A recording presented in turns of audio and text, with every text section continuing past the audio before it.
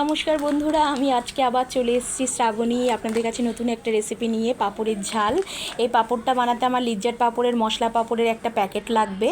আপনারা লিজ্জাত পাঁপড় দিয়েই করবেন, মশলা পাঁপড় দিয়ে। আর লাগছে 2-3টে টমেটো, সামান্য একটু আদা ঘষে আমি মিক্সিতে পেস্ট করে নেব।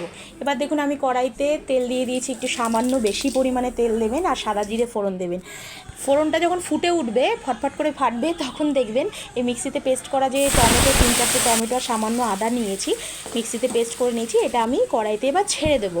ছেড়ে দিয়ে এবার এটাকে এই যে আমার যে মশলাগুলো আছে কড়াইতে দিয়েছি, এটাকে আমি ভালো করে নাড়বো। নাড়তে নাড়তে নাড়তে নাড়তে দেখবেন টমেটোর যে কাঁচা গন্ধটা বেরিয়ে আসবে। তখন বুঝে যাবেন যে রান্নার টমেটোটা হয়ে গেছে, কষা হয়ে গেছে। এরপরে আপনি সামান্য হিং, ধনে গুঁড়ো, ভাজা জিরের গুঁড়ো 1.5 চামচের মতো, হলুদ গুঁড়ো, লঙ্কা গুঁড়ো আর সামান্য পরিমাণ নুন মিশিয়ে দেবেন। নুন দিয়ে এবার এই মশলাটাকে ভালো করে কষবেন। ঠিক আছে, নুনটা পরিমাণ মতো দেবেন, অল্প পরিমাণে দেবেন, কারণ পাঁপড়ের মধ্যে কিন্তু নুন দেওয়া থাকে। বেশি নুন দিলে নুন কাটা হয়ে যাবে। আর আমি 100% বলে দিচ্ছি, এই রান্নাটা খেতে এত সুস্বাদু, এত স্পাইসি, আপনি মাছ মাংস ফেলে এই রান্নাটা খাবেন। এটা সম্পূর্ণ নিরামিষ একটা পদ, নিরামিষ রান্না। আপনারা একবার খেয়ে দেখুন, প্লিজ আমাকে কমেন্ট করে জানাবেন, শেয়ার করে দেবেন রান্নাটা। নতুন একটা পদ। আর তারপরে দেখবেন ভাজা মশলা যখন কষে আসবে, তেল ছেড়ে আসবে, তখন একটু গরম জল অ্যাড করে গ্যাসটা হাই ফ্লেমে দিয়ে রসাটাকে ফুটতে দেবেন। আমি জলটা পরিমাণে বেশি দিয়েছি, কারণ পাঁপড়ে খানিকটা জল টেনে নেবে।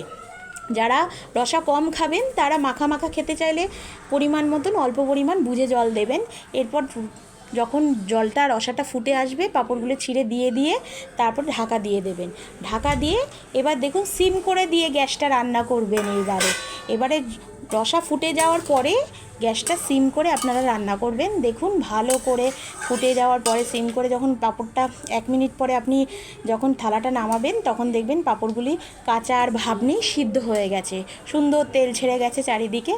এবার বুঝে যাবেন পাঁপড়টা আপনার অলরেডি 80% হয়ে গেছে। এবার আরেকবার একটু ঢেকে দেবেন কয়েক সেকেন্ডের জন্য। তারপরে আবার ঢাকাটা সরিয়ে আপনি দেখুন সুন্দর ফুটে গেছে। এই রান্নাটা করতে শুধু 1.5 থেকে 2 মিনিটের মতন টাইম লাগে।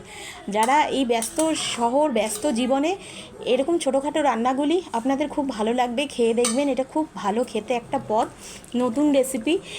এই রান্নাটা আমি নিজেই শিখেছি, খুব ভালো খাবার। আপনারা খেয়ে দেখুন, প্লিজ আমাকে বলবেন।